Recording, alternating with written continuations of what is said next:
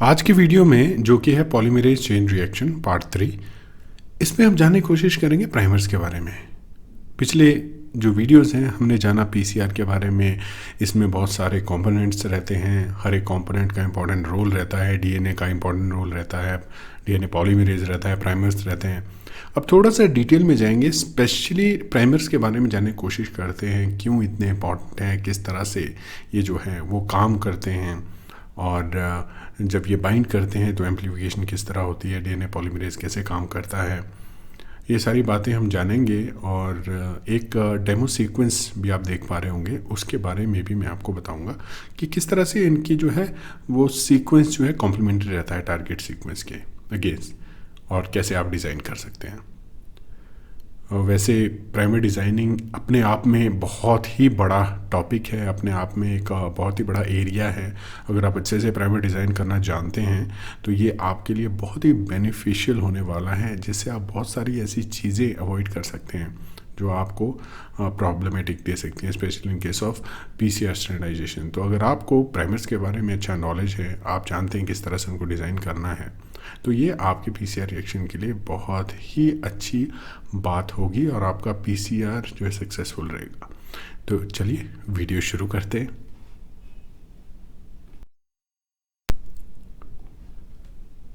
तो टॉपिक की शुरुआत करते हैं टॉपिक के टाइटल से, जो कि पॉलीमरेज चेन रिएक्शन है। बहुत सारी वीडियोस जो हम इस सीरीज़ में लेके आने वाले हैं, और ये स्पेशली पार्ट 3 है। 2 पार्ट ऑलरेडी मैं बना चुका हूँ जिसमें आपको बेसिक इन्फॉर्मेशन मिल जाती है। इसमें थोड़ा हम डिटेल में जाएंगे और इसमें हम डिस्कस करेंगे डिज़ाइनिंग द प्राइमर्स। तो प्राइमर्स क्या होते हैं, किस तरह से डिज़ाइन होते हैं, और क्या इनकी इंपॉर्टेंस रहती है, किस तरह से जो है ये कॉम्प्लीमेंट्री रहते हैं सीक्वेंस के अगेंस्ट, ये सारी बातें हम जानेंगे। और इनको ऑलिगोन्यूक्लियोटाइड्स भी कहते हैं। इनका जो सीक्वेंस होता है वो कितना रहता है, वो सारी बातें इसमें जानेंगे।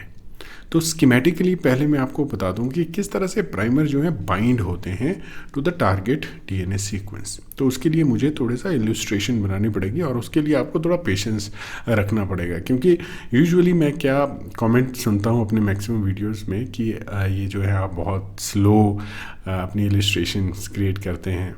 तो देखिए, जब आप कॉन्सेप्ट को समझने की बात आती है जहाँ पे, तो थोड़ा आपको पेशेंस रखना पड़ता है। आई कैन अंडरस्टैंड आज की डेट में लोगों को जो है बिल्कुल पेशेंस नहीं रहा है, उनको बहुत ही जल्दी जल्दी चीज़ें सही होती है। The drawback in that cases आप जो है समझ नहीं पाते हैं। तो ये देखिए, ऑलरेडी जो है बातें होते हुए मैंने 2 इलस्ट्रेशन बना दी हैं, जिसमें पहली वाली में डीएनए मॉलिक्यूल आप देख रहे हैं, सेकंड वाली में जब हीट होता है तो ये दोनों स्ट्रैंड अलग हो जाते हैं। थर्ड वाली इलस्ट्रेशन में आप देख रहे हैं कि ग्रीन कलर का स्मॉल जो प्राइमर सीक्वेंस है वो बाइंड कर चुका है पहले सीक्वेंस के साथ, पहले सिंगल स्ट्रैंडेड के साथ, और दूसरा जो है वो बाइंड हो रहा है दूसरे स्ट्रैंड के साथ।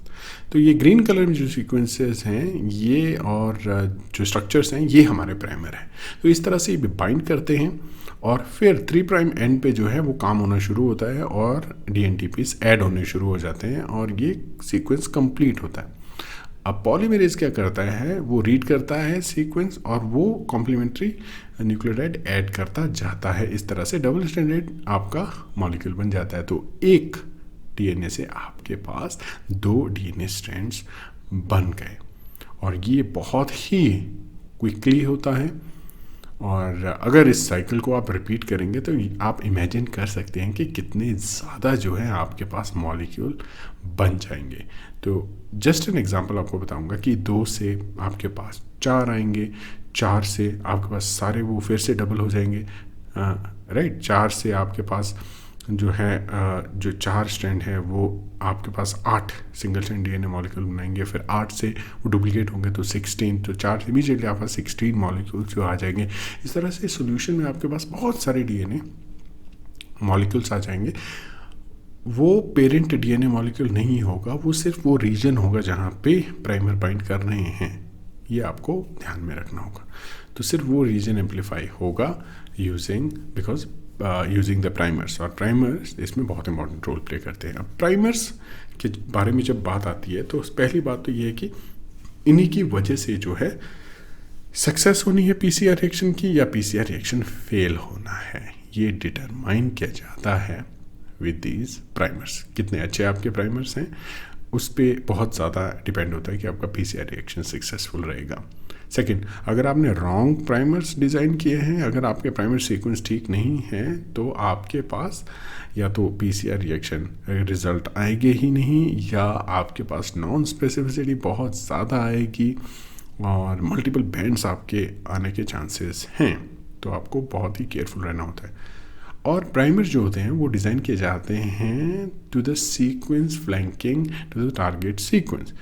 फ्लैंकिंग का मीनिंग है जो कि साइड्स में जो सीक्वेंस अवेलेबल होता है स्टार्ट में और एंड में, जो आपका टारगेट सीक्वेंस है। मान लीजिए रेड में आपको दिखा रहा हूँ मैं, ये DNA मॉलिक्यूल है और एक इसका स्पेसिफिक स्ट्रेच जो है, ये जो ग्रीन लाइन है, ये इसका जो है DNA का इंटरेस्टिंग रीजन है जहाँ जिसको एम्पलीफाई करना है। और इसमें जो साइड के जो सीक्वेंसेस R1 R2 रीजन है, ये आपके फ्लैंकिंग आगे आपके मेन जो इंटरेस्टेड सीक्वेंस जो आपने एम्पलीफाई करना है उसके। तो आपको जो है ये सीक्वेंस आइडेंटिफाई करने हैं और इसके अगेंस्ट आपने डिज़ाइन करना है, और वो होना चाहिए कॉम्प्लीमेंट्री। कॉम्प्लीमेंट्री का मतलब क्या है? तो देखिए, अगर 3 प्राइम एंड के पास आपका सीक्वेंस रहता है जो कि आप देख रहे हैं GT GTC TGA इस तरह से रह रहा है, तो अगर आप प्राइवेट डिज़ाइन करेंगे तो इसका कॉम्प्लीमेंट्री होगा, यानी G के अगेंस्ट C होगा, A के अगेंस्ट D होगा, G के अगेंस्ट अगेंस्ट C होगा। तो इस तरह से आपका जो है फर्स्ट प्राइमर डिज़ाइन होगा। तो ये आपके पास इस तरह से जो complementary sequence to the target DNA region रहेगा। तो ये बहुत बहुत इम्पॉर्टेंट है इसको समझना कि आपके पास जो स्टार्टिंग और एंड जो रीजन है R1 और R2 उसके अगेंस्ट जो प्राइमर होने चाहिए, और रीजन बहुत बड़ा नहीं होना चाहिए। It should not be too long. For example 10 kilo base pair का नहीं होना चाहिए। हालांकि ऐसे भी हैं रिएक्शन जो स्टैंडर्डाइज हो चुके हैं कि आप इतना बड़ा रीजन भी एम्पलीफाई कर सकते हैं, बट जनरली ये बहुत बड़ा है, आप 1 के भी ले सकते हैं।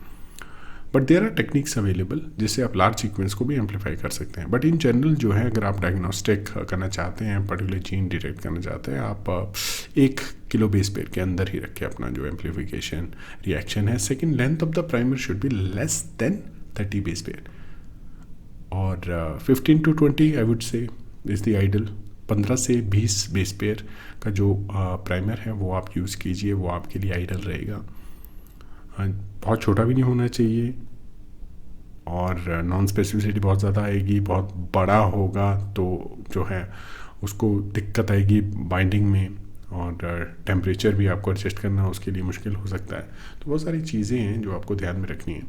इसलिए आइडल सीक्वेंस जो अभी तक माना गया है वो 15 से 20 बेस पेयर है, लेकिन जब आप क्लोनिंग करते हैं तब आपको बहुत बड़े बड़े प्राइमर्स की ज़रूरत पड़ती है। वो स्पेशल केस है, तो उसमें आप जो है 40 तक भी जा सकते हैं, 35-40 तक जा सकते हैं। तो इस तरह से जो प्राइमर का जो सीक्वेंस रहता है उसकी रिक्वायरमेंट रहती है, वो आपके PCR रिएक्शन पे बहुत ज़्यादा डिपेंड करेगा किस तरह का आप रिएक्शन कर रहे हैं। तो देखिए, कुछ एक चीज़ें इस वीडियो में हमने जानने की कोशिश की प्राइमर्स के बारे में। हमने फिर से जो है DNA के एम्पलीफिकेशन के बारे में जाना कि किस तरह से जो है प्राइमर बाइंड करते हैं। और जो इम्पोर्टेंट बात यहाँ पे मैं कहना चाहता हूँ कि प्राइमर बहुत ज़रूरी हैं, क्योंकि इनके बगैर जो है DNA पॉलीमरेज काम नहीं करेगा। वही साइट प्रोवाइड करते हैं जो एम्पलीफिकेशन के लिए इम्पॉर्टेंट होती है वाया DNA पॉलीमरेज। उसके बगैर एम्पलीफिकेशन नहीं होगी। उसके बगैर DNA पॉलीमरेज को पता ही नहीं लग पाएगा कि एम्पलीफिकेशन शुरू कहाँ से करनी है। इसीलिए प्राइमर्स ज़रूरी होते हैं, वो साइट प्रोवाइड करते हैं उस एक्सटेंशन रिएक्शन के लिए। तो आपने देखा, इस वीडियो में हमने जानने की कोशिश की कि प्राइमर्स क्या होते हैं। हमने देखा प्राइमर किस तरह से बाइंड करते हैं सिंगल स्ट्रैंड के साथ, और किस तरह से एम्पलीफाई होके आपके multiple copies of DNA molecule वो बनते हैं। ये इंपॉर्टेंट रहते हैं आपकी PCR के सक्सेस के लिए, फेलियर के लिए, दोनों के लिए। आपका जो है प्राइमर बहुत एक इम्पॉर्टेंट रोल प्ले करता है।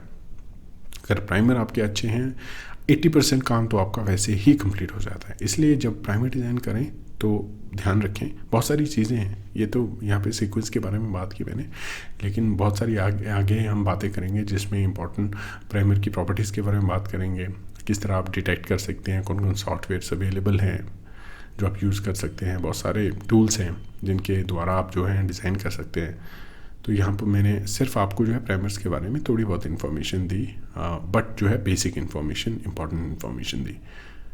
फिर हमने जाना कि फ्लैंकिंग जो रीजन है उसके लिए प्राइमर्स आपको डिज़ाइन करने हैं।